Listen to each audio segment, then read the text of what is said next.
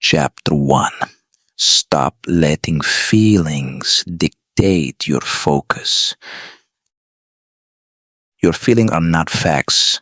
They're weather, temporary, changing, unpredictable.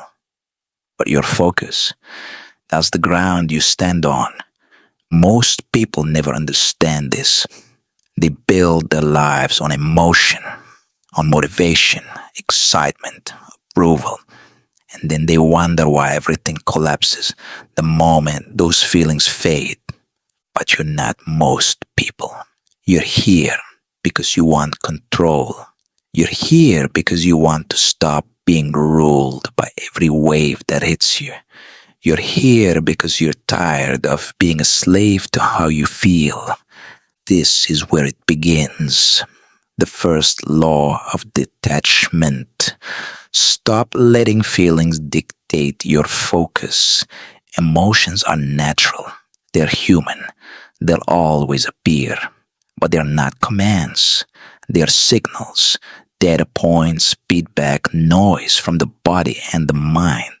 Anger says something feels unfair. Fear says something feels uncertain. Sadness says something feels lost.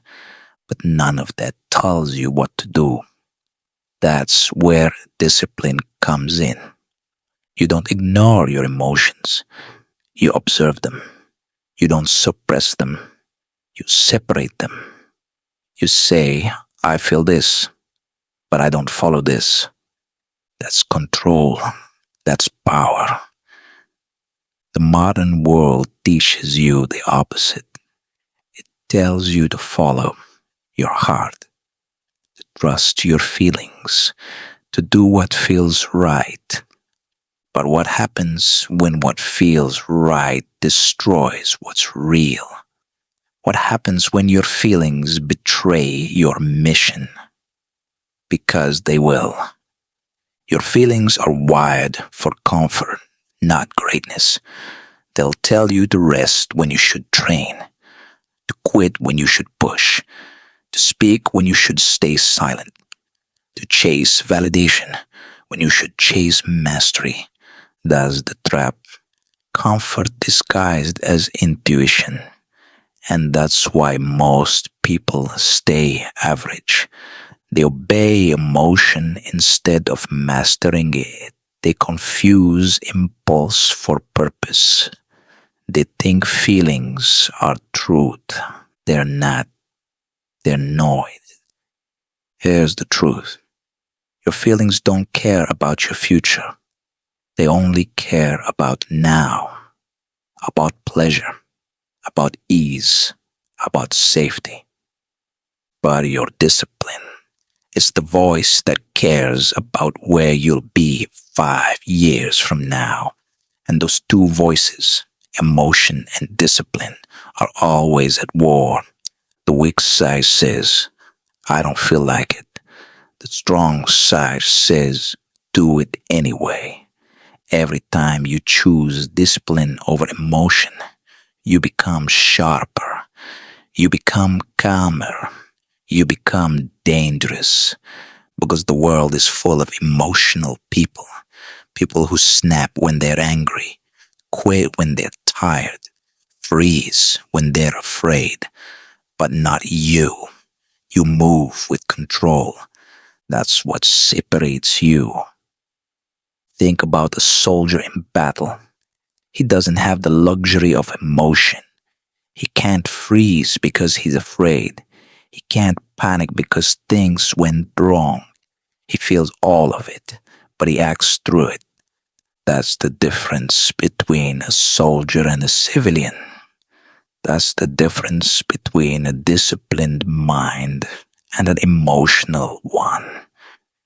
You can't stop emotions from showing up, but you can stop them from steering the ship. You must train your focus like a muscle.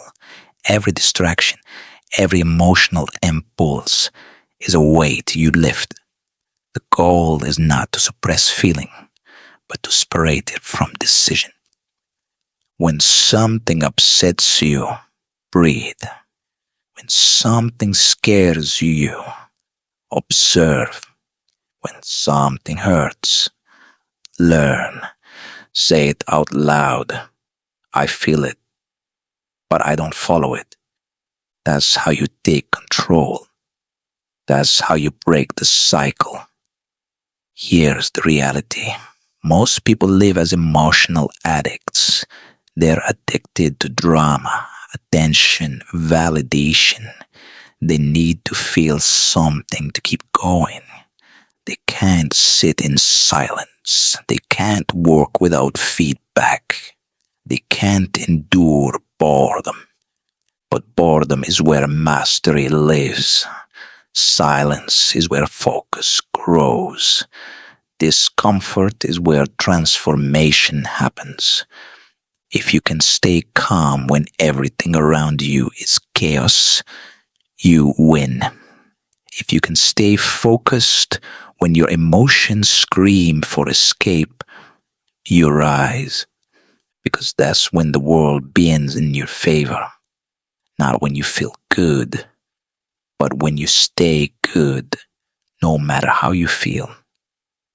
You want power. Stop being predictable. Stop being moved by every mood. People who control their emotions control everything. Negotiations, relationships, outcomes. Because everyone else reacts. Everyone else is emotional. Everyone else loses focus the moment they feel something. But the disciplined, they stay steady. They stay composed. They stay effective. That's what it means to be dangerous. The Stoics knew this. Marcus Aurelius wrote, "You have power over your mind, not outside a fence. Realize this, and you'll find strength.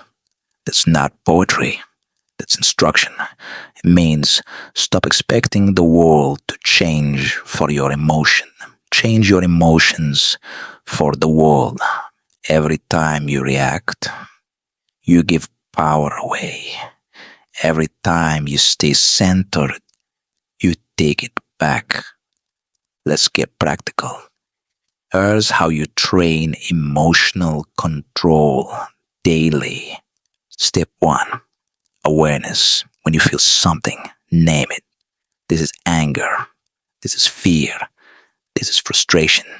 Naming it separates you from it. It becomes data, not identity. Step 2. Pause. Never respond at the peak of emotion. Silence is your reset button.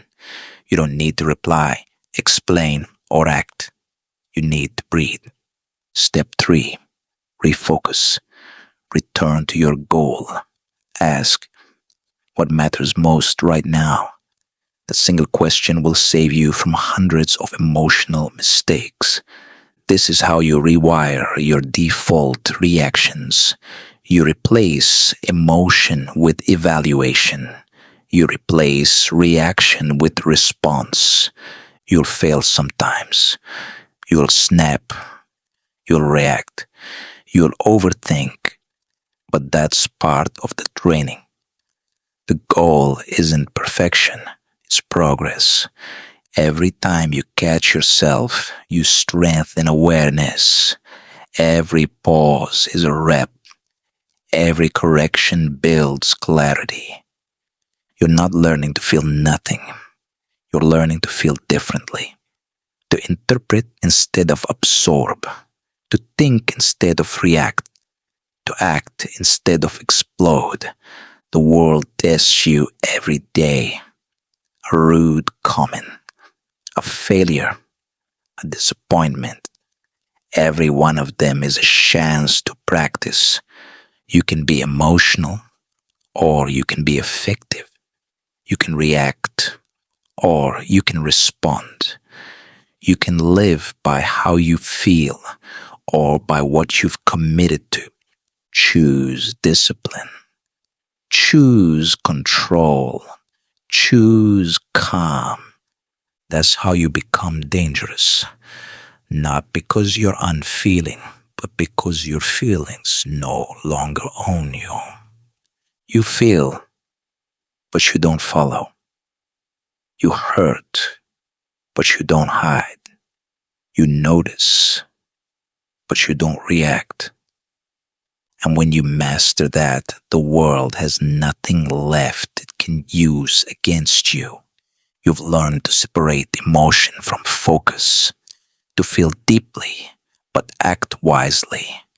Now it's time to go deeper, to face the one thing that forges true control.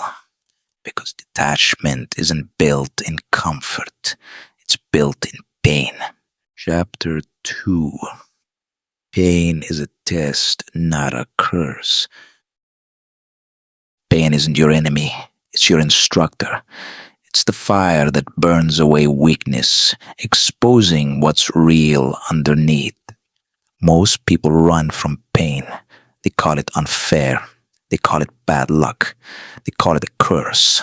But the Stoics understood pain is feedback. Pain is refinement. Pain is the only honest teacher left in a world full of comfort and shortcuts. You didn't grow when things are easy. You grow when things hurt. Look back on your life. When did you change the most? When you were comfortable or when you were broken? You became stronger, not because life gave you what you wanted, but because it took everything away. Pain forced you to rebuild. Pain forced you to look deeper. Pain forced you to decide who you really are when there's nothing left to prove. That's the lesson. Pain is not punishment, it's purification. The weak avoid pain and stay soft. The strong face pain and become sharp. Every time you choose to endure, you train your mind to separate emotion from action. You're saying, yes, this hurts, but I'm still moving. This single mindset shift changes everything. Because pain doesn't stop you. Panic does. Pain doesn't destroy you. Resistance does. The moment you accept it, it loses power. The disciplined person doesn't fear pain. They expect it. They welcome it as proof that they're on the edge of progress. Because comfort means stagnation, and discomfort means growth. The Stoics had a phrase, the obstacle is the way. It means the thing you fear most is exactly what you need most. Every hardship, every failure, every disappointment is a test, not of your strength, but of your endurance. Anyone can work hard when they feel good. Anyone can be patient when things go right. Anyone can talk about discipline when the road is smooth. But the dangerous ones, they stay steady when it hurts. They keep showing up when it burns. They don't cry about pain. They calculate it. They use it. That's what separates the elite from the average. Think about the athlete who trains through injury. The fighter who steps into the ring bleeding. The entrepreneur who keeps building after 10 failures. They're not addicted to pain. They've mastered it. They've learned that pain is the price of greatness. And if you can't pay that price, you don't deserve the reward. Stop asking for a painless life. Start asking for the strength to face the pain that comes with purpose. Pain doesn't just test your body, it tests your identity. It asks, are you who you said you were? It asks, will you still show up when it's not easy? It asks, will you stay true when no one's watching? Because anyone can act disciplined when life is fair. The real question is, who are you when it's not? Pain exposes the truth. It strips you down to your raw character. It shows you what's genuine on what's fake. That's why the Stoics didn't pray for comfort. They prayed for resilience. They didn't ask for lighter loads. They asked for stronger backs. Here's the difference between the average and the dangerous. The average see pain as a wall. The dangerous see pain as a doorway. Pain isn't there to stop you. It's there to shape you. It's the initiation ritual for anyone who wants mastery. Every repetition, every rejection, every sleepless night is carving you into something sharper. But most people quit mid-sculpture. They can't handle the carving, so they stay unformed. You can't become refined if you never let the fire touch you. You can't become unbreakable if you never break. You can't build emotional control without emotional pressure. The next time pain hits, don't flinch. Don't run. Don't numb it. Don't explain it away. Sit with it. Feel it fully. Then ask, what is this teaching me? That's where wisdom begins. Because pain isn't random, it's revealing. It points directly to what still needs work. It tells you what part of your mind still panics, what part of your ego still reacts, what part of your discipline still cracks. Every time you endure pain consciously, you reclaim power from it. You stop being a victim of your emotions and start becoming the master of your reactions. That's detachment, not running from pain, but walking through it with awareness. There's a difference between suffering and discipline. Suffering is pain without purpose. Discipline is pain with direction. You can suffer endlessly chasing comfort, or you can suffer intentionally building control. One drains you, the other defines you. The Stoics believe that pain purifies, that the more you endure consciously, the freer you become. Because every pain you survive becomes proof that you can survive more. Let me make it clear. You're not supposed to enjoy pain. You're supposed to use it. You're supposed to extract meaning from it, to channel it into growth, to transform it into strength. The disciplined don't romanticize pain. They respect it. They see it as a forge, not a fate. They know that every trial, every heartbreak, every failure, all of it is raw material for greatness. And when life tests them again, they don't ask, why me? They ask, what's next? That's power. That's detachment. That's danger. Here's your mantra. Pain is not punishment. It's preparation. Repeat it until it rewires your brain. When you fail, it's preparation. When they leave, it's preparation. When you lose, it's preparation. Everything that hurts is sharpening something in you that you'll need later. You're not being punished. You're being prepared. And when that lesson lands deep in your mind, nothing can break you again. You have a choice. You can curse pain, or you can convert it. You can run from it, or you can rise through it. The world isn't getting softer. It's getting harder. The ones who survive won't be the most talented. They'll be the most trained. So train through pain, not recklessly, but relentlessly. Let it strengthen your patience. Let it sharpen your awareness. Let it expand your threshold, because the more pain you can handle calmly, the more powerful you become. You don't just survive pain, you weaponize it. You turn it into endurance.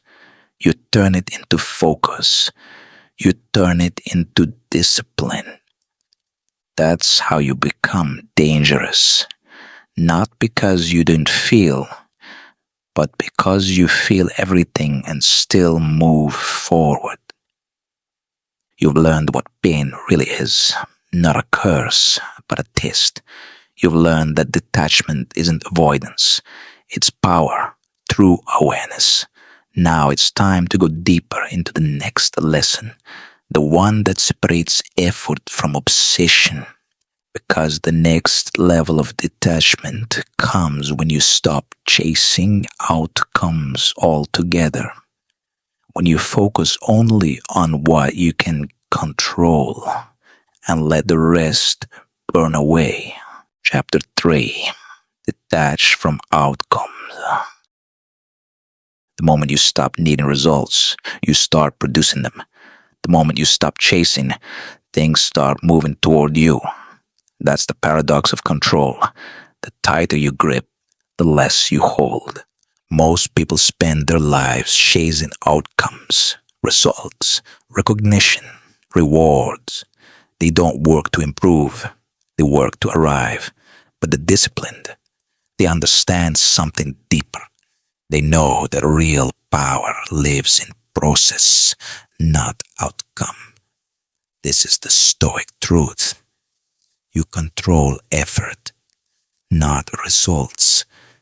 You can't control how people respond. You can't control how fast things move. You can't control who notices or who ignores you.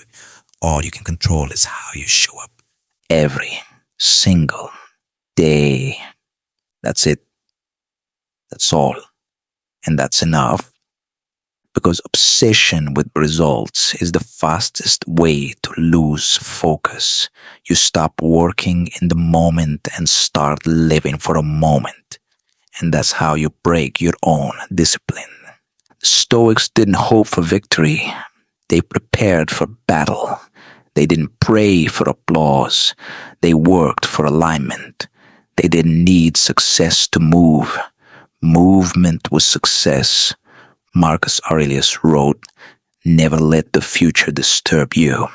You will meet it, if you have to, with the same weapons of reason, which today arm you against the present." That means you don't win by chasing the future. You win by mastering the present. Detach from outcomes. Focus on the act. Because when you focus on the act, the outcome takes care of itself. Let's make it practical. You want to get in shape? Stop chasing the mirror. Chase the reps. You want to grow a business? Stop chasing profit. Chase consistency. You want peace? Stop chasing happiness. Chase structure. You can't cheat the process. You can only choose it again and again. The undisciplined man says, "When I see results, I'll stay consistent." The disciplined man says, "When I stay consistent, I'll see results." That's the difference. That's detachment. You have to stop needing the reward to keep going. That's emotional dependency disguised as ambition. Because what happens when the reward doesn't come? You collapse, you quit, you question your worth. But when you detach from outcomes, you become untouchable. No praise can inflate you. No failure can deflate you. You just keep moving. You do the work because the work is who you are. That's freedom. That's danger. That's discipline. The problem isn't failure. The problem is obsession with success. Most people don't even fail. They quit before they have the chance to. Because they didn't see results fast enough. They wanted applause after one effort. They wanted transformation without repetition. They wanted mastery without monotony. But mastery is boring. It's quiet. It's invisible. You won't always see the progress you're making, but that doesn't mean it's not happening. Discipline means you trust the invisible work because every rep, every word, every action compounds, not in your eyes, but in time. You must train yourself to love the repetition, to fall in love with the grind itself, not the glory. That's how the Stoics lived. They measured life by consistency, not applause. Epictetus said it best. First, say to yourself what you would be, and then do what you have to do. He didn't say feel like doing. He didn't say wait until it's easy. He said do, because the doing itself is the proof. You don't need validation when your habits already validate your purpose. Detachment from outcome doesn't mean apathy. It means focus. You still want to win, but you're not controlled by it. You still aim high, but you don't panic when you miss, because you understand the deeper law. Effort guarantees growth even when results delay. You're either getting what you want or becoming who can handle it. Either way, you win.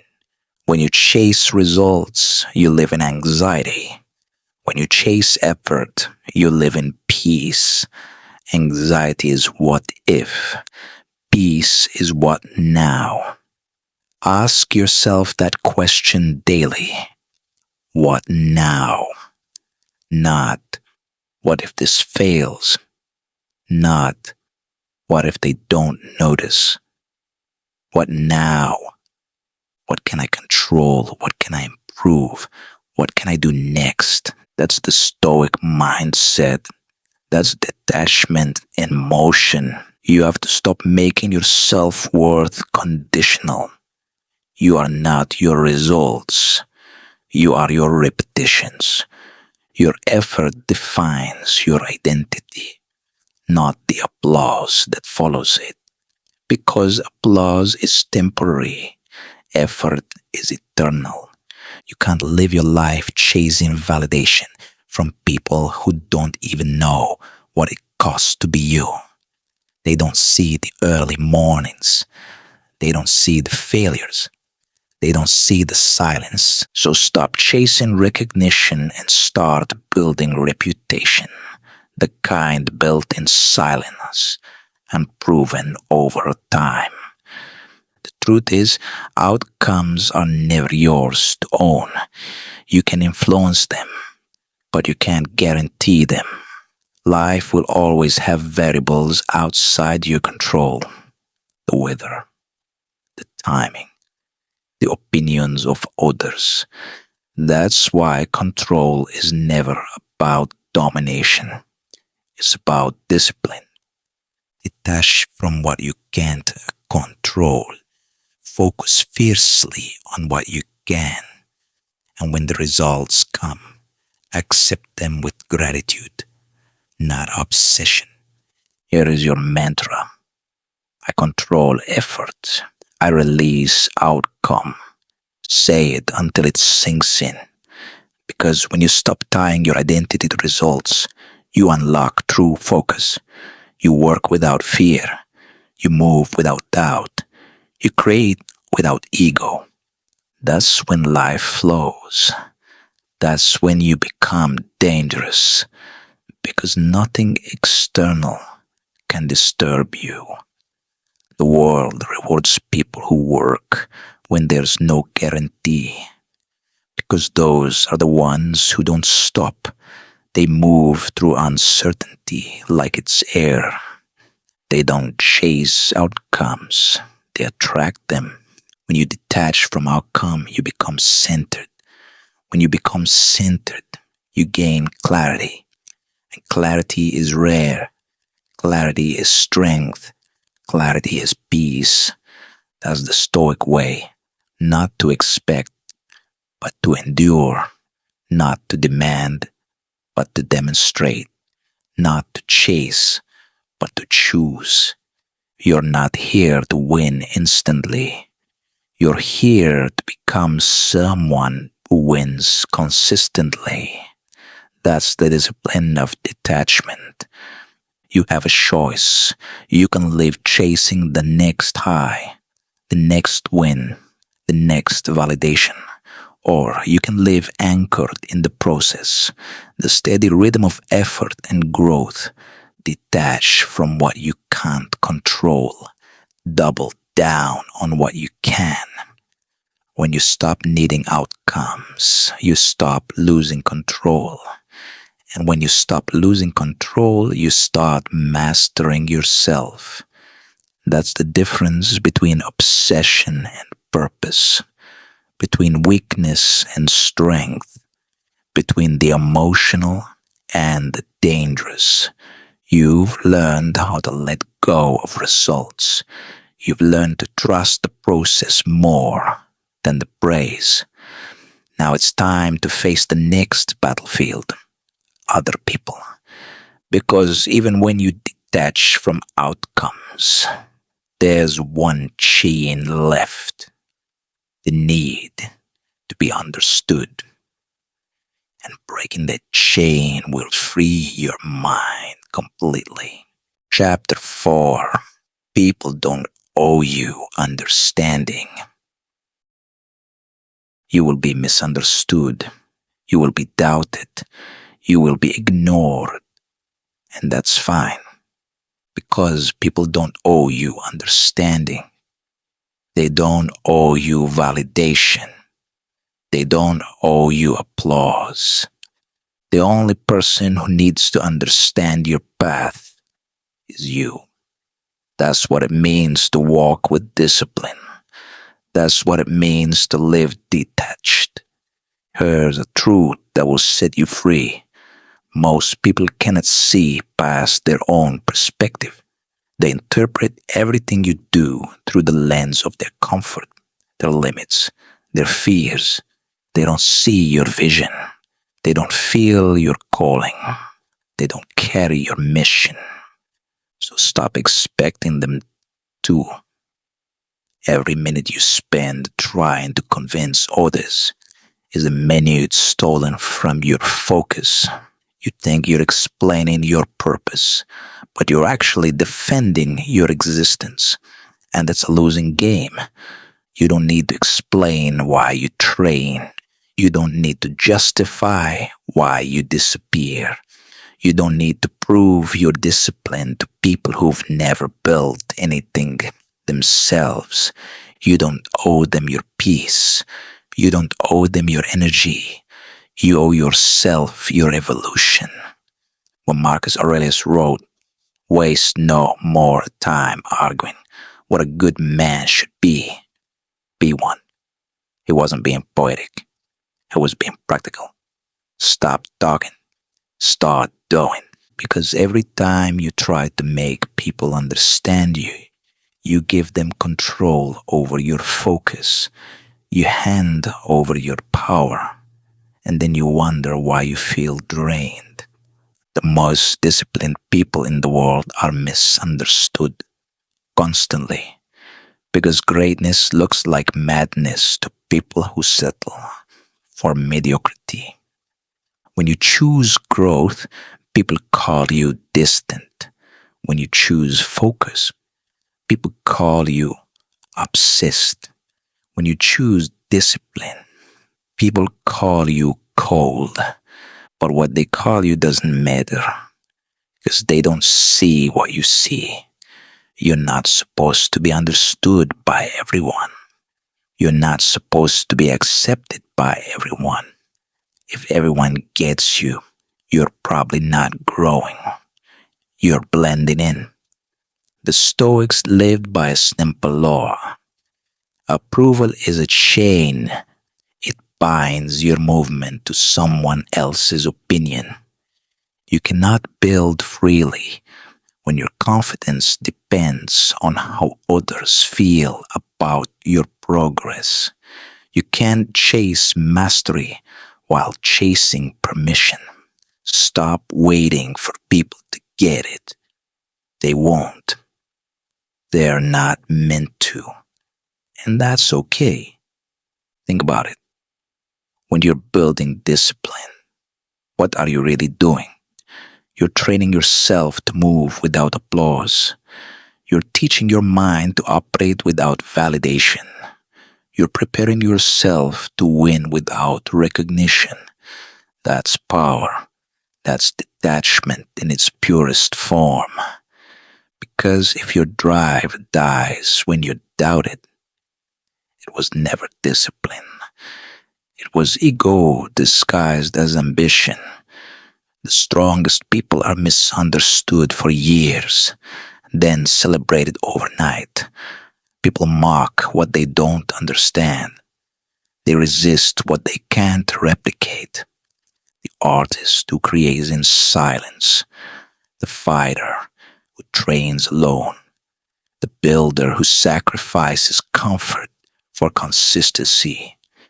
They all walk the same path, unseen, doubted, but unshaken, because they know the reward isn't recognition, it's transformation. That's what you must understand. You're not building for applause. You're building for alignment. When you stop explaining yourself, your power multiplies. When you stop defending your focus, your energy returns. Because every explanation is a transaction. You spend mental strength trying to make people see something that isn't their responsibility to see. Let them misunderstand you. Let them gossip. Let them label you. Your silence is your proof. Your results are your response. Your composure is your weapon. You're not here to convince anyone. You're here to become someone. Here's the truth. People don't misunderstand you because they're cruel. They misunderstand you because they can't comprehend your standard. They see your discipline as obsession because they've never met consistency. They see your solitude as sadness because they have never experienced focus. They see your peace as arrogance because they have never known control. Don't take it personally. It's not about you. It's about what you reflect in them. Your presence exposes their excuses. Your consistency reveals their laziness. Your self-control highlights their chaos. That's why they criticize. Not because you're wrong, but because you remind them they could do more. The Stoics were masters of this detachment. They understood that you can't control perception, only response. They were surrounded by critics, skeptics, and enemies, but they didn't break character. They didn't beg to be seen. They simply lived their philosophy. And eventually, history understood what the crowd never could. That's the model. You don't argue with ignorance. You outlast it. You don't demand respect. You command it through consistency. That's real power. Remember this. They don't need to understand. They need to witness. They need to see what happens when someone stays consistent despite doubt. They need to watch what discipline creates in silence. Because one day, the same people who questioned your focus will quote your wisdom. The same people who ignored you will study your habits. The same people who doubted you will say they always knew. but you'll know the truth. They didn't believe in you. You believed in yourself, and that was enough. Here's your mantra. I'm not here to be understood. I'm here to be undeniable. Say it until it becomes muscle memory, because once you accept misunderstanding, you remove its power. You stop fighting noise and start mastering silence. You stop explaining. You start executing. You stop reacting. You start rising. That's what detachment feels like, freedom from explanation. You no longer owe anyone a translation of your vision. You just work quietly, consistently, relentlessly.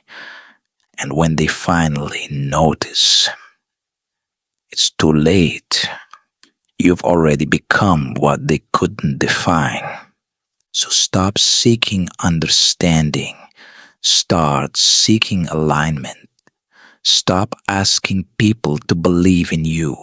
Start believing in the work, because your purpose was given to you, not to them. They weren't supposed to see it.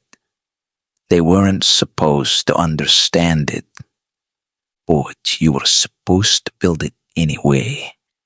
You've now learned the power of detachment from people's perception. You've learned to move without permission and to act without explanation. Now it's time to move into the next principle, the foundation of every stoic, every disciplined person, every unbreakable mind.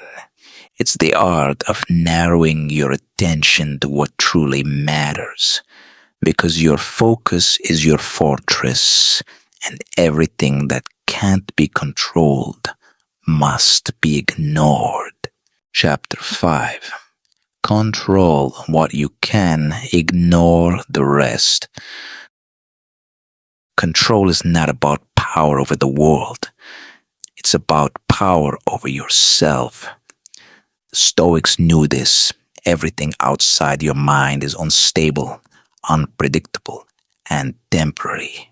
If your peace depends on those things, your peace will always be borrowed. You want stability. You want strength. Then you must narrow your focus. You must control what you can and ignore the rest. This is the core of Stoic discipline. The dichotomy of control. It says there are only two categories in life: what you can control and what you cannot. That's it. Everything else is noise. Most people never understand this. They waste their lives trying to control everything but themselves, other people, outcomes, opinions, timing. And in the process, they lose the only thing they ever had power over: their own mind. You cannot control what they say. You cannot control what happens next. You cannot control how life unfolds. But you can control your effort. You can control your response. You can control your focus. That's the battlefield. That's where mastery begins. Epictetus said, some things are up to us and some are not. He built his entire philosophy around that single truth. He didn't waste emotion on what he couldn't influence. He invested all of it into what he could. That's the reason Stoics were unshakable. They lived in alignment with reality. They didn't fight storms. They learned to walk through them. You can't stop the wind, but you can set your sails. You can't predict the weather, but you can prepare your mindset. That's control. That's freedom. Most people live in chaos not because life is hard, but because they give power to things that don't deserve it. They argue online. They complain about timing. They obsess over outcomes, gossip, approval. But the truth is simple. You suffer most when you fight what you can't control. The moment you accept that, peace becomes possible. The moment you practice it, strength becomes natural. You have to train your focus like a warrior trains aim. Every thought is an arrow, every distraction, a miss. If it's outside your control, it's outside your concern. Say that again. If it's outside your control, it's outside your concern. That sentence is a weapon. It cuts away noise. It protects your focus from chaos. Imagine walking through a storm. Wind is howling, debris flying, chaos everywhere. You can scream at the sky, or you can keep walking. Either way, the storm doesn't stop, but one path preserves your energy, and the other wastes it. That's what emotional control looks like. Not avoiding a chaos, but staying calm within it. That's why stoicism isn't coldness, it's precision. It's seeing clearly when everyone else is blinded by reaction. Let's get practical. Here's how to separate control from chaos. 1. Identify. Ask yourself, is this within my power? If not, let it go immediately. Don't overthink. Don't spiral. Just release. 2. Redirect. Once you identify what's controllable, your effort, your attitude, your preparation, focus there relentlessly. 3. Repeat. You'll forget. You'll react. You'll slip back into frustration. But every time you catch yourself, you reclaim awareness, and that awareness becomes armor. This is daily work, mental training, repetition. You didn't just master control, you practice it forever. Here's a truth you need to burn into your mind. Stress comes from trying to control what you can. Strength comes from mastering what you can. Most people reverse it. They ignore what they can control, their habits, their responses, and drown themselves in what they can't. Timing, people, opinions. That's why they're always anxious, always scattered, always exhausted. But you're different. You're building calmness through focus, and calmness is the ultimate form of control. When you stop chasing control over the uncontrollable, your life changes, the noise fades, the mind clears, the body relaxes. Suddenly, things don't overwhelm you, they inform you. Problems don't crush you, they shape you. You stop seeing everything as a threat and start seeing it as feedback. That's detachment in motion. That's the mind of a dangerous person, unshaken, observant, steady. Marcus Aurelius ruled an empire, led armies, buried children, faced betrayal. Yet his journals were calm. Why? Because he refused to give power to what he couldn't control. He didn't demand an easy life. He demanded a disciplined one. He wrote, "You have power over your mind, not outside events. Realize this and you will find strength." He didn't need perfect circumstances. He built perfect composure. That's what you're learning to do. People think control is about domination. It's not. It's about alignment. Aligning your energy with what's real. Directing your strength where it matters. When you master that, you stop wasting energy. You stop trying to fix things that were never your responsibility.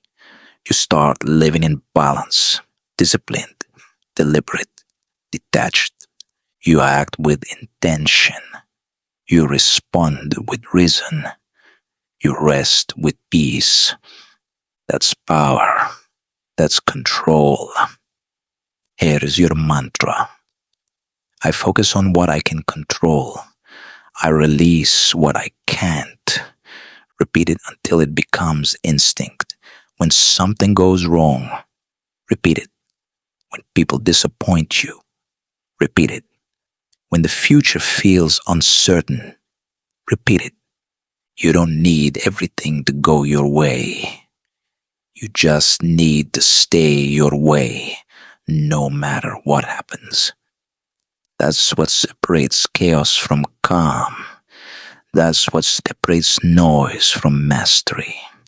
You are not here to control the world. You are here to control your response to it. When you finally accept that, you become unstoppable. Because no event, no rejection, no opinion can derail someone who has mastered their reaction. You can throw storms at them. They stay standing. You can strip everything away. They still move forward. Why? Because their focus is internal. Their strength is self-sustained. Their control is untouchable. That's what makes you dangerous. Control what you can. Ignore the rest. That's not escape. It's discipline. It's mental hygiene. It's emotional armor. You can't eliminate chaos, but you can choose your relationship with it. And when you stop feeding the uncontrollable, it starves. That's when peace becomes your default. That's when power becomes your nature. That's when control becomes effortless. You've learned how to direct your focus and stop wasting your power on noise. You've learned the difference between chaos and control, between reaction and response. Now it's time to explore what lies beyond control, the next evolution of composure. Because true mastery doesn't just manage chaos, it remains calm within it. And calmness isn't weakness, it's dominance. Chapter 6. The calm mind is the dominant mind. You can't lead a storm by shouting at it. You lead it by standing still inside it. The calm mind doesn't fight chaos. It outlasts it. Because when everyone else is panicking, the calm one sees clearly. And clarity wins every battle. Most people mistake calm for weakness. They think silence means uncertainty. They think patience means fear. They think stillness means passivity. But they're wrong. Calm is not the absence of power. It's the control of it. The calm mind is a loaded weapon. Quiet, steady, waiting for the right moment to move. That's why the calm mind dominates. Because while others burn energy reacting, you conserve it for execution. Look at any field, business, combat, sport, life. The person who stays calm always wins the long game. Why? Because emotion blinds judgment. Panic destroys timing. Overreaction kills focus. The Stoics understood this centuries ago. They practiced composure as a form of dominance. They believed the greatest victory is to stay unmoved when everything else is shaking. Marcus Aurelius ruled an empire surrounded by war, betrayal, and plague, and yet his writings are calm. He trained his mind to be still when the world roared. He didn't suppress emotion. He managed it. He didn't deny pain. He directed it. He wrote, if you are distressed by anything external, the pain is not due to the thing itself, but to your estimate of it. Translation: nothing has power unless you give it meaning. You lose control the moment you react emotionally. You give your opponent the map to your buttons. They know exactly how to pull you off balance. But when you stay calm, you become unreadable. You become unpredictable. You become dangerous. Calmness confuses emotional people. They expect reaction. When they don't get it, they crumble. That's psychological warfare in its purest form. Control the rhythm, and you control the room. But let's make something clear. Calm isn't natural. It's trained. You build it through repetition under stress. You practice it the same way you practice any skill. Deliberately. Start small. When someone cuts you off in traffic, breathe. When a message irritates you, pause. When you're overwhelmed, slow down. Each pause is a rep. Each moment of control is another layer of armor. Eventually, calm becomes instinct. You stop reacting impulsively. You start responding intelligently. That's mastery. In battle, the best soldiers aren't the loudest. They're the calmest. In crisis, the best leaders don't panic. They calculate. Because chaos feeds on emotion. When you're calm, chaos starves. You can hear everything, see everything, decide everything with precision. You're not frozen. You're focused. That's the calm mind in motion. Think about water. When it's still, it reflects perfectly. When it's turbulent, everything distorts. Your mind works the same way. If your thoughts are chaotic, your perception is broken. But when your mind settles, reality becomes clear. You start to see solutions others can't. You start to notice patterns others miss. You stop reacting to life and start directing it. You don't need to eliminate emotion. You need to anchor it. Emotions are energy. Uncontrolled, they explode. Directed, they build. Anger, when mastered, becomes fuel. Fear, when understood, becomes focus. Sadness, when accepted, becomes depth. That's the transformation. Emotion becomes power when processed through calm. Here's how to train it. 1. Breathe before you move. Calm begins with the body. Your breath is the remote control for your nervous system. Slow breathing lowers panic, raises focus. Do it often enough, and your body will obey your mind under stress. 2. Speak slowly. People who rush words reveal weakness. They're owned by urgency, but the calm voice controls the room. Every word deliberate, every silence intentional. 3. Wait for clarity. Never make big decisions from small emotions. If it still bothers you tomorrow, then respond. If it doesn't, it never deserved your energy. That's how calm turns into power through timing, patience, and restraint. When you're calm, you can't be manipulated because manipulation needs reaction. It feeds on emotional responses, anger, guilt, pride, fear. But when you stop reacting, the manipulator loses control. You win by doing nothing. You win by staying centered. That's how calmness becomes dominance, not through aggression, but through control. Most people are addicted to noise. They need conflict to feel alive. They confuse chaos for passion and reaction for relevance. Don't play that game. Quiet is your edge. Stillness is your advantage.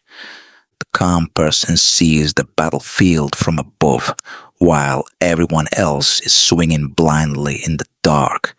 That's the power of perspective. That's the strength of stillness. Here's your mantra. Calm is control. Control is power. Say it when you wake. Say it when you're tested. Say it when everything feels out of control. Because the calmer you become, the stronger you appear. And the stronger you appear, the less you'll need to fight. Calm doesn't mean passive. It means precise. It means discipline. It means deliberate. Every great strategist, every stoic philosopher, every true leader, they all shared one trait: calm under pressure, because calm is where wisdom lives. When you reach that level of discipline, people can't read you, life can't shake you, and emotion can't break you. You move with poise, you decide with logic, you act with power. That's the calm mind. Not empty, but efficient. Not emotionless, but emotionally mastered. Not passive, but patient. You become the person everyone looks to in crisis. Because when others lose control, you remain the anchor. You've learned to center your mind in storms. You've learned that calmness isn't fragility, it's command. Now it's time to refine your understanding of calm even further. Because calm alone isn't enough. You need direction. You need intention. You need purpose behind your composure. And that means redefining what detachment truly is. It's not coldness. It's conscious love. It's not distance. It's depth. You're about to learn how to care deeply without losing control. Chapter 7. Detachment is not indifference. Detachment is not indifference. It's not apathy. It's not walking through life with a dead heart and a blank stare. Detachment is control. It's awareness. It's love with boundaries and strength with compassion. People misunderstand detachment because they confuse feeling everything with being alive. But being emotionally overwhelmed isn't depth, it's disorder. And you weren't built for disorder. You were built for discipline. You're not supposed to stop caring. You're supposed to stop clinging. You can love someone without losing yourself in them. You can fight for something without being destroyed by the outcome. You can care deeply and still stay calm when life moves against you. That's detachment. It's not about feeling less. It's about choosing what deserves your energy. The Stoics never told you to suppress emotion. They taught you to understand it, channel it, master it. They knew that love without discipline becomes obsession, and ambition without control becomes destruction. Marcus Aurelius loved his people. Epictetus cared for his students. Seneca grieved for his friends.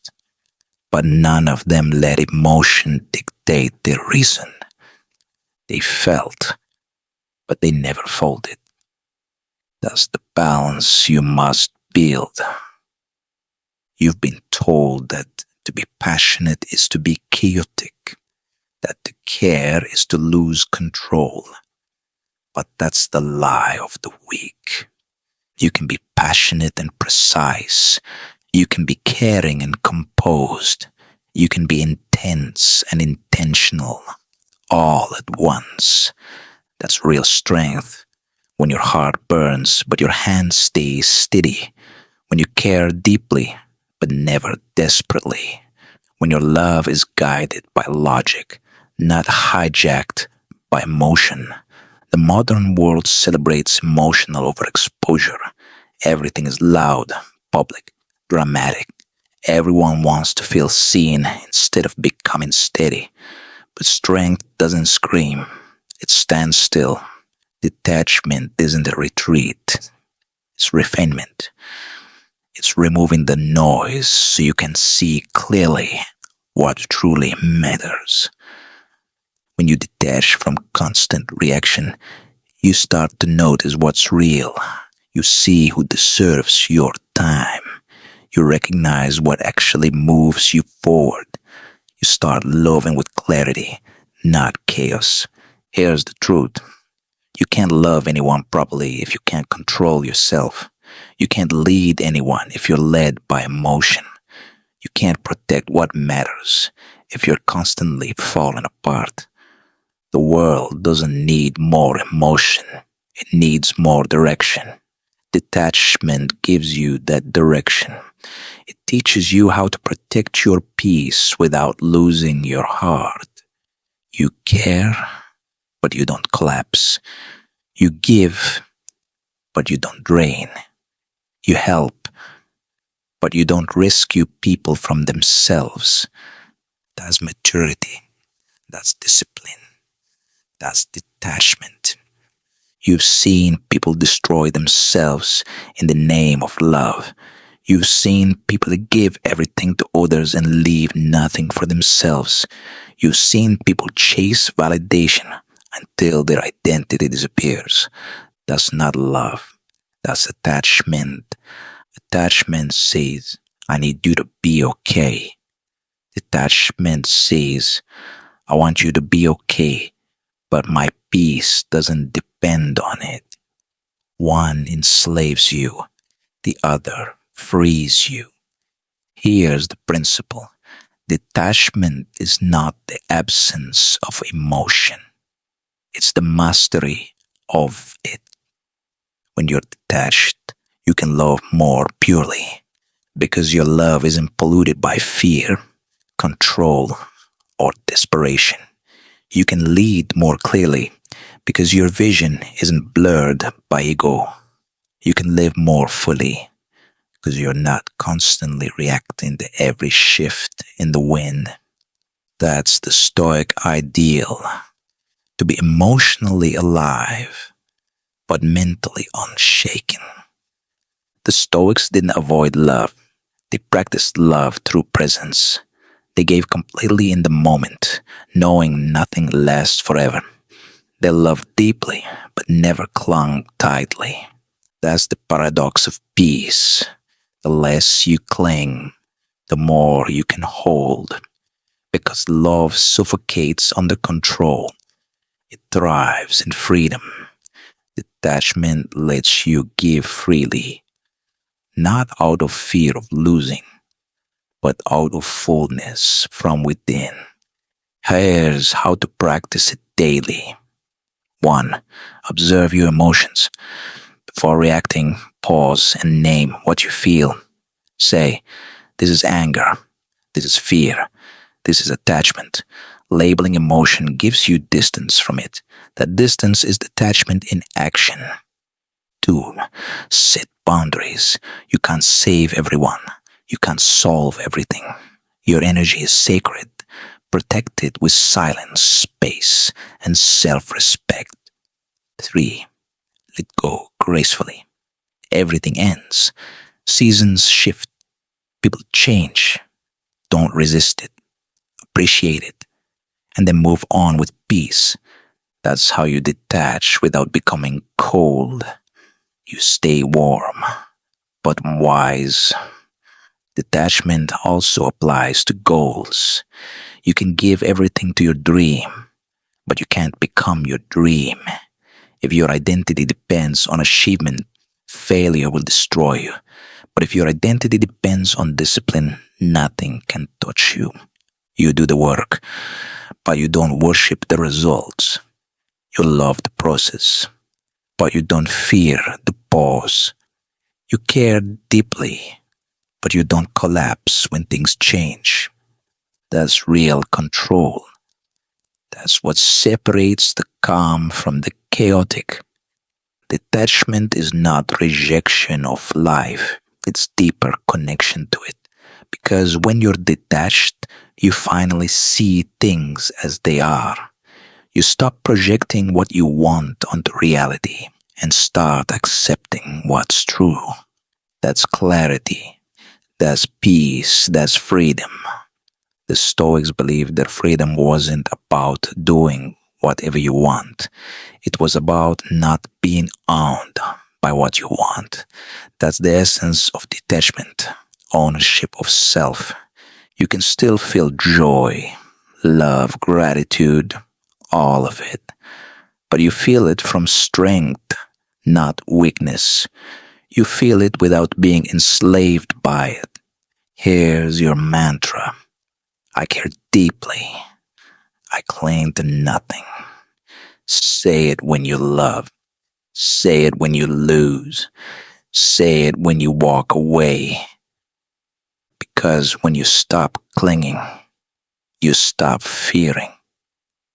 And when you stop fearing, you start living. That's when detachment turns from philosophy into freedom. You'll love better. You'll think clearer. You'll move calmer. That's what it means to feel nothing, not emptiness, but balance. You've now learned the truth about detachment. It's not coldness, it's clarity. You've learned how to care without collapsing, love without losing yourself, and act without attachment. Now it's time to face the next test, the battlefield where peace is truly earned. Because detachment doesn't just protect your heart, it protects your mind in war, in loss, in chaos. And the next principle will show you how to build that unbreakable calm, how to earn the peace that others only talk about. Chapter 8. You don't deserve peace until you earn it. Everyone wants peace, but almost no one wants to do what peace demands. They want calm without chaos. They want control without conflict. They want freedom without discipline. But peace isn't a gift. Peace is a reward, earned through battle, built through restraint, and maintained through daily discipline. You didn't stumble into peace. You build it. You bleed for it. You earn it. Most people confuse comfort for peace. But comfort isn't peace. It's escape. It's distraction dressed up as relief. You can sit in silence and still be restless. You can meditate for hours and still be anxious. You can say, I'm at peace, while your mind is still screaming. Because real peace isn't the absence of noise, it's the ability to remain still within it. Peace is internal dominance, it's mental control. It's the quiet that comes from knowing you're in command of yourself. That's why peace is rare, because it costs something. It costs comfort. It costs ego. It costs emotional indulgence. You have to let go of arguments that don't matter. You have to release people who drain you. You have to silence the part of you that wants to react to everything. Peace demands sacrifice. It asks for discipline when anger feels easier. It asks for silence when you want to scream. It asks for patience when everything inside you wants to rush. And that's why only the disciplined ever feel true peace, because they've earned the right to it. The Stoics understood this truth. They didn't meditate to escape reality. They meditated to master reaction. They didn't pray for peace to arrive. They worked to deserve it. Marcus Aurelius didn't find peace on a throne. He found it on the battlefield. Epictetus didn't find peace in luxury. He found it as a slave who learned control. They didn't chase easy lives. They built peaceful minds because they knew you can control the world, but you can control your response to it.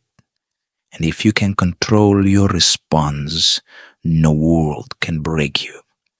You have to earn that kind of calm, and you earn it through repetition, through daily choices, through emotional restraint in small moments.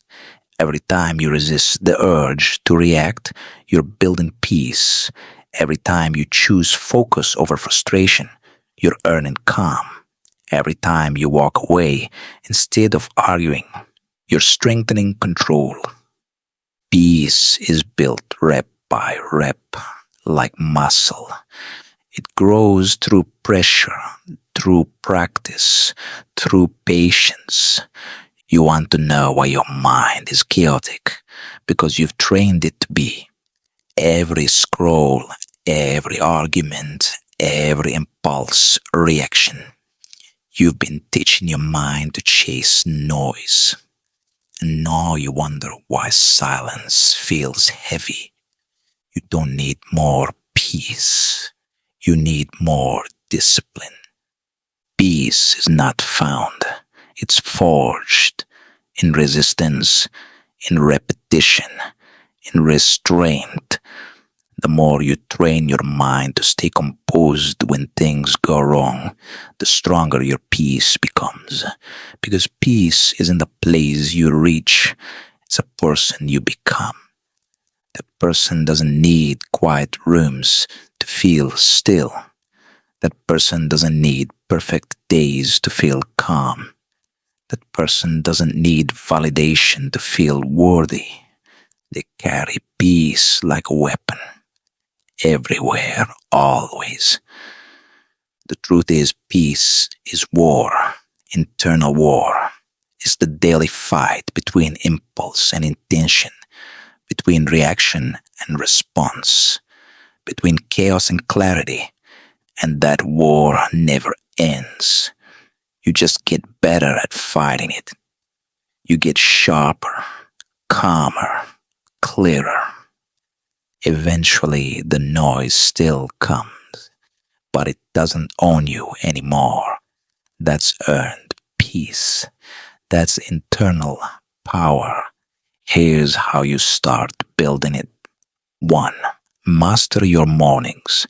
The day belongs to the person who controls the first hour. Start with silence, structure, and self-command.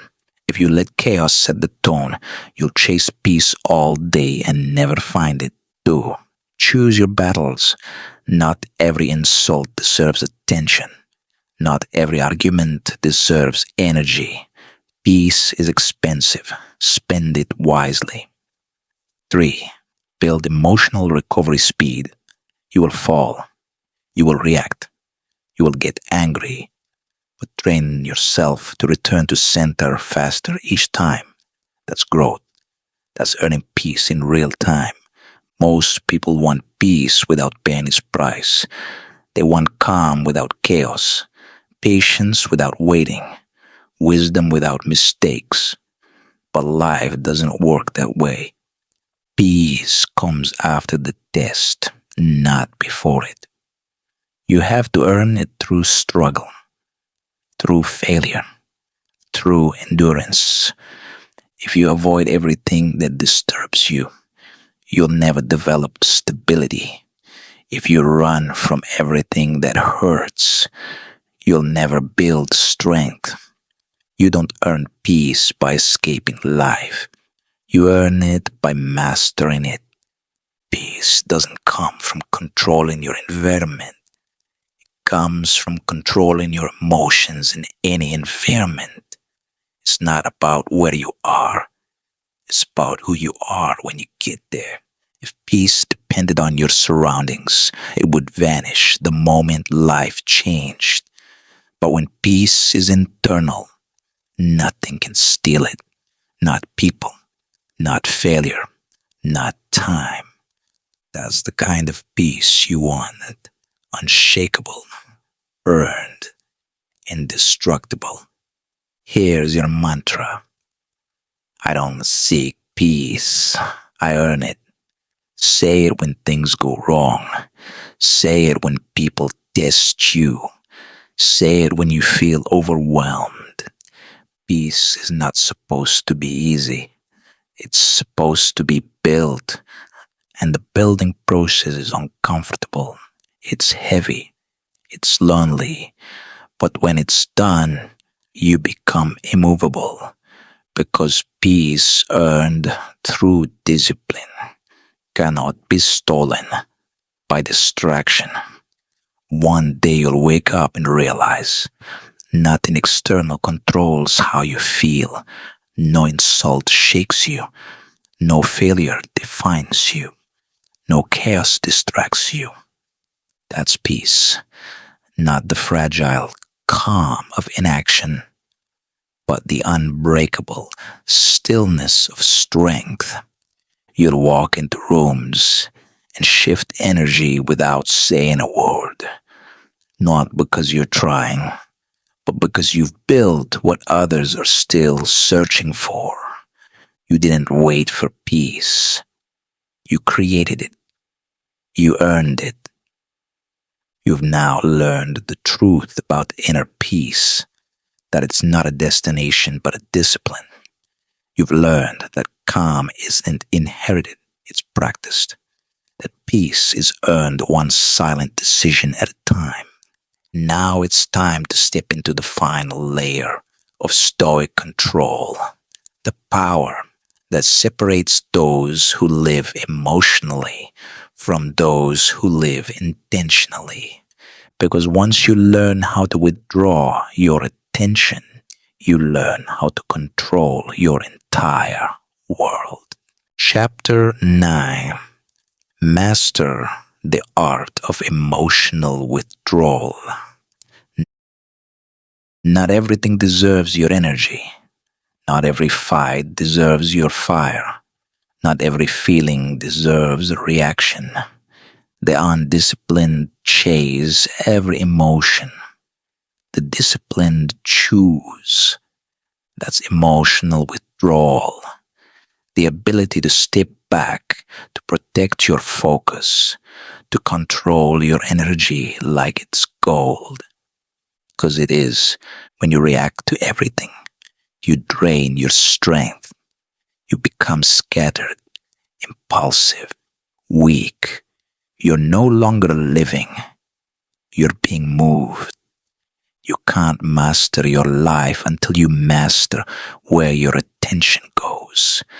And that begins with one law. Not everything deserves a response. Most people don't understand this. They think silence means surrender. They think restraint means fear. But silence isn't weakness, it's control. When you stop explaining, you regain authority. When you stop reacting, you regain time. When you stop arguing, you regain peace. The world doesn't need your reaction. It wants it. The moment you give it, you lose power. Here's the truth. People who control your emotions control you. Every insult, every rumor, every provocation, it's bait. They throw hooks into your emotions, waiting for you to bite, to defend, to bleed energy. But when you don't react, the bait rots. they lose their weapon. You keep your strength. That's what makes you dangerous. You don't fight every battle because you understand the part of holding your fire. Emotional withdrawal isn't about indifference. It's about awareness. It's about conserving power for what actually matters. You can't build an empire if you're busy explaining every move.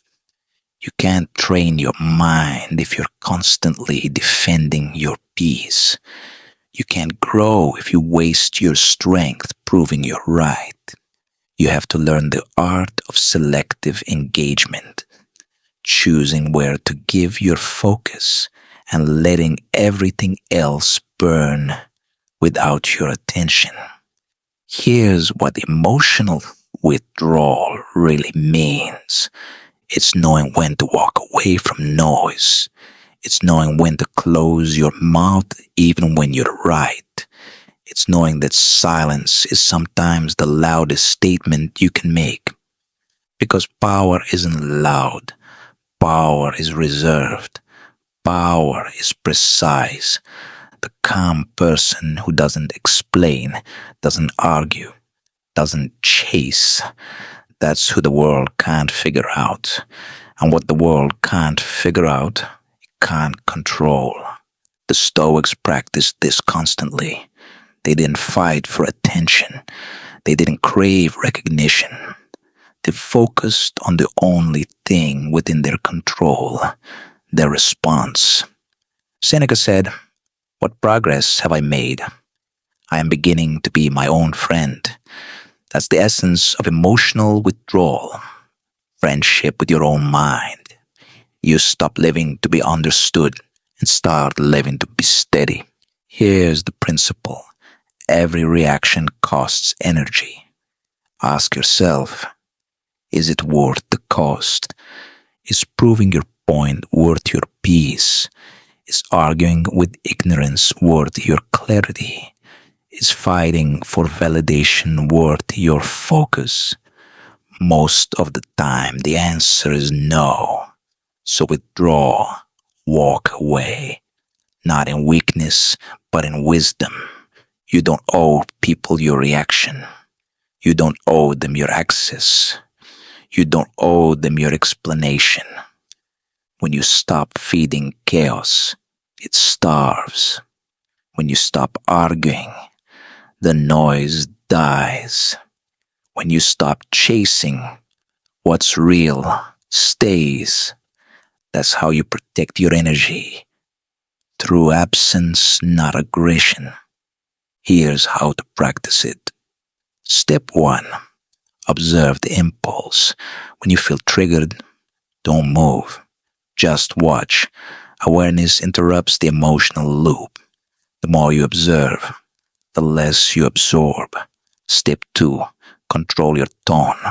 Powerful people don't raise their voice. They lower it. They speak slowly.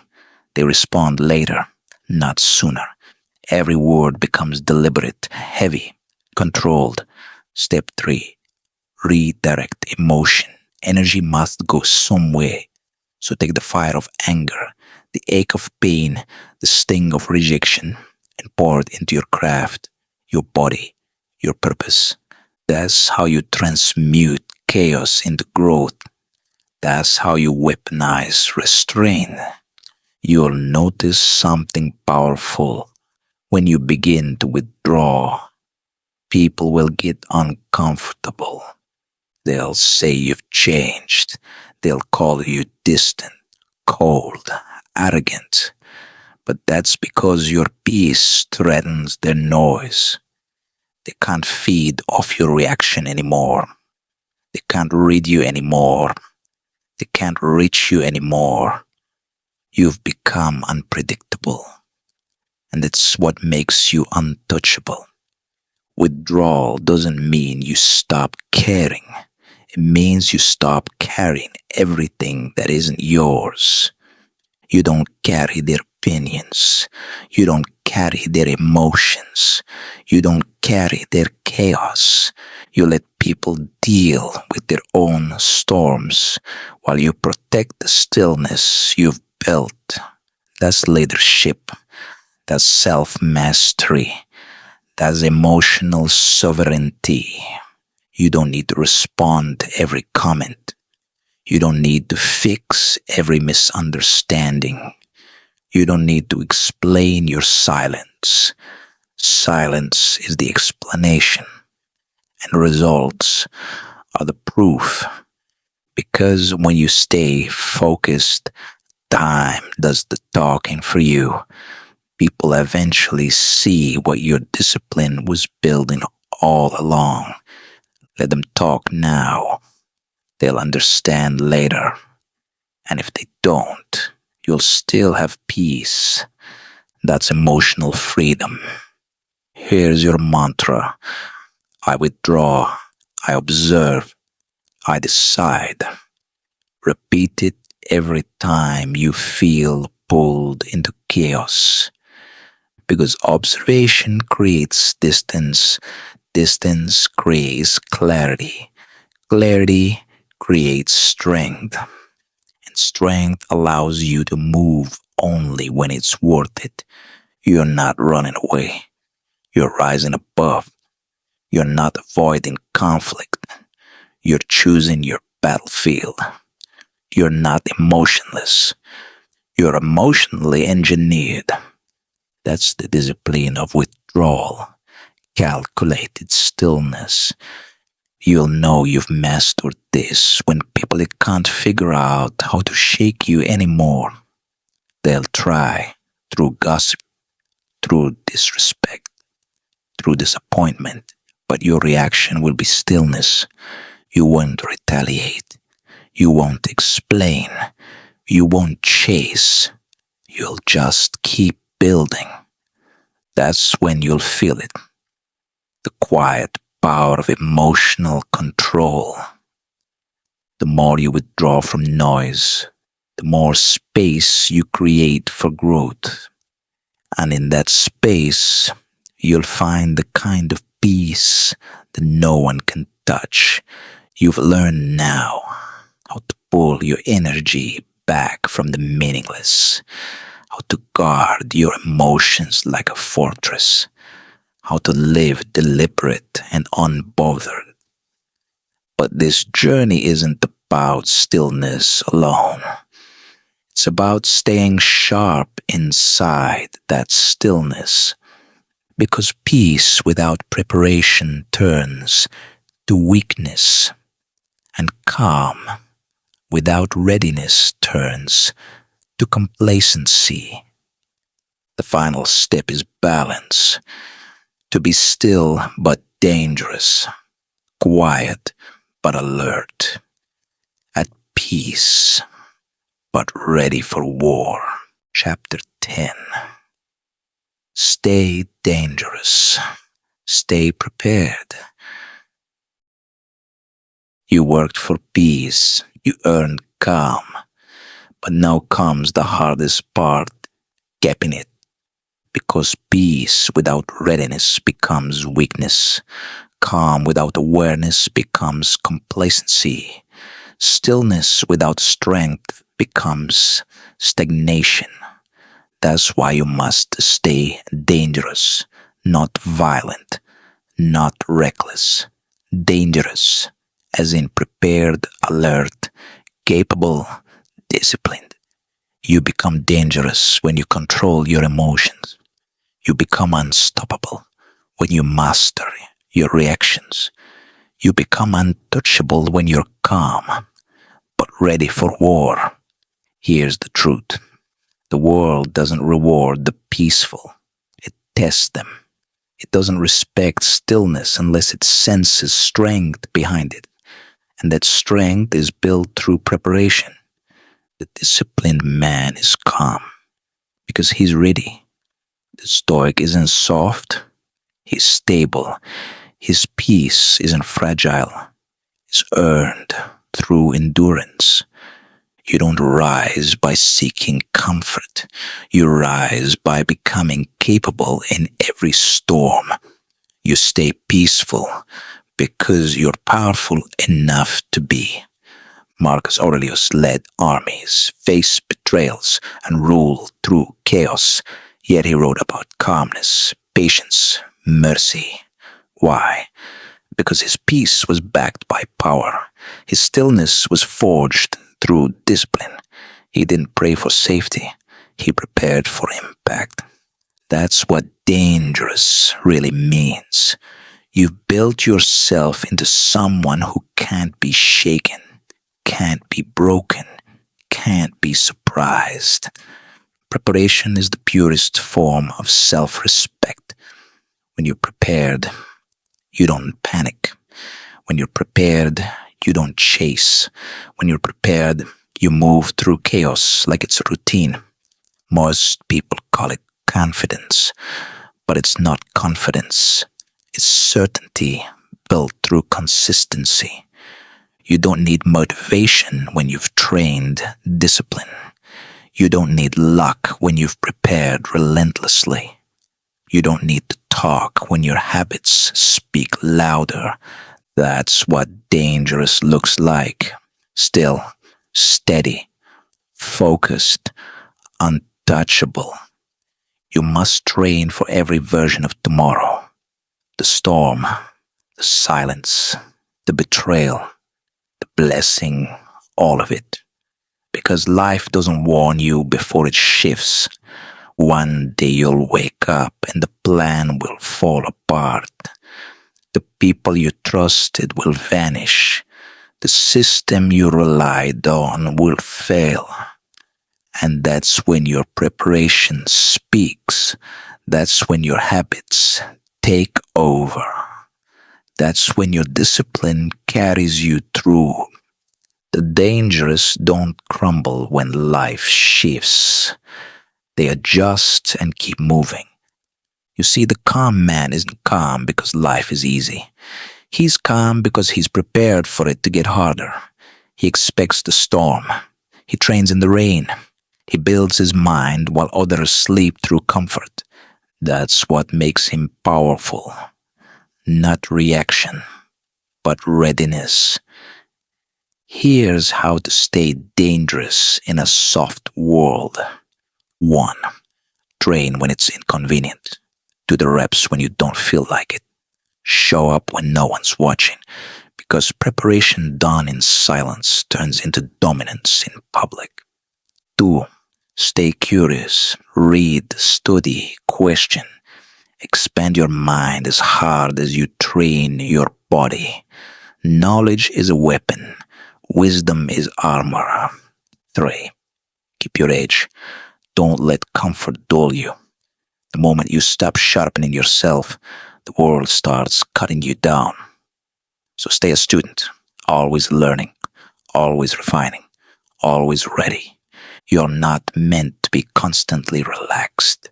You're meant to be ready. Relaxation without readiness turns peace into vulnerability. A lion at rest is still a predator. A soldier asleep still has his weapon within reach. A disciplined mind may look peaceful, but underneath, it's always prepared to move. That's what you're building. That's what makes you dangerous.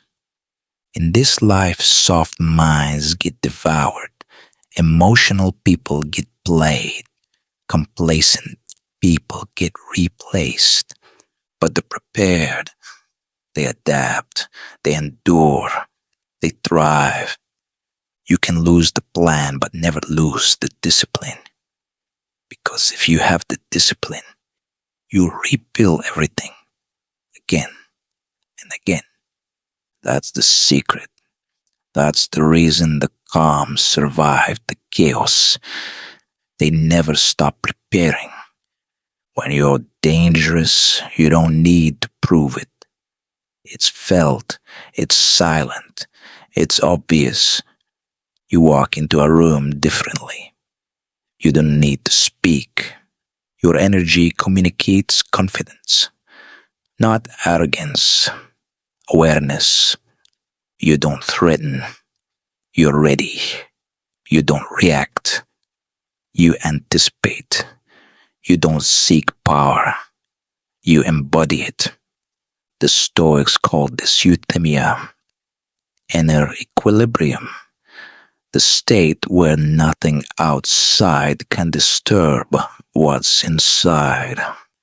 That's the highest level of detachment, not emotionless, but indestructible. Here's the paradox. The more dangerous you become, the less you need to prove it. The more capable you are, the quieter you get. Because the dangerous are calm. They don't need to announce their strength. They live it. That's why the loudest people are usually the weakest. They overcompensate for what they lack in control. But those who are trained, focused, steady, they move with the confidence of preparation. You can't fake that energy. You have to earn it. The world will test you. It's supposed to. That's how it checks if your peace is real. Anyone can be calm in comfort. Only the dangerous stay calm under fire. That's the difference between motivation and mastery. Motivation works when it's easy. Mastery endures when it's hard. You stay dangerous by refusing to be surprised. You stay prepared by accepting that chaos is inevitable. And when it arrives, you greet it like an old friend because you've been training for it your entire life. Here's your mantra: peaceful but prepared, calm but capable, silent but dangerous. Say it every day because that's the mindset of power. You don't need to fight to prove it. You don't need to shout to be heard. You just need to live so disciplined, so intentional, so ready that nothing external can shake what you've built inside. Remember, soft people fear hard times. The dangerous are built by them. You've built emotional control. You've earned inner peace. Now your job is to protect it through readiness, through vigilance, through discipline. Because peace without protection fades, and stillness without strength breaks. So stay sharp, stay alert, stay dangerous. You've now reached the end of the discipline cycle. You've learned emotional control. You've learned the power of detachment. You've learned to channel calm into action, peace into precision, silence into strength. But this journey doesn't end here. It restarts every morning when the alarm goes off, when comfort calls, when emotion tempts you to react. That's your battlefield. That's your test. That's your training. So keep your peace close, but keep your edge closer. Because when you're peaceful and dangerous, you're untouchable. You've mastered readiness. Now it's time for the final lesson, the closing message that ties everything together, the final challenge that separates the listeners from the doers.